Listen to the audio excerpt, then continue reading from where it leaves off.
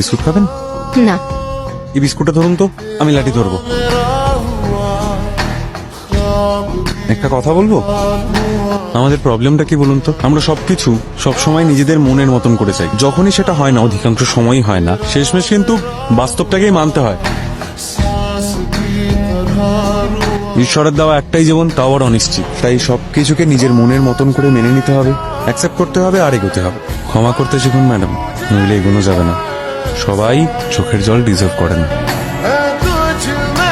জানেন, ধুমধাম করে বিয়ে করেছিলাম, চেষ্টাও করেছিলাম সম্পর্কটাকে বাঁচিয়ে রাখার, কিন্তু পারিনি। বিয়ের 1 বছরের মধ্যে ডিভোর্স হয়েছে। সম্পর্কগুলো হঠাৎ করে কিরকম টক্সিক হয়ে যায় না? আপনি কোনো উইল করেছিলেন? এই যে এত এক্সপেকটেশনস রেখেছেন আপনি, ভাগ পাবেন পাবেন না, দায়ভার নিয়ে লাভ নেই। 3 বছর আগে যখন অ্যাক্সিডেন্ট হলো, তখন আমার সঙ্গিনী বললেন যে তিনি আর আমার সঙ্গে থাকতে রাজি না। আমি তাই নতুন সঙ্গীকে নিয়ে ওই গল্পে ইতি টেনে গিয়ে চললাম। এত কঠিন কথাগুলো কেউ কোনো দিন এত সহজ করে বলেনি। বাই দ্য ওয়ে, আমি বিপাশা।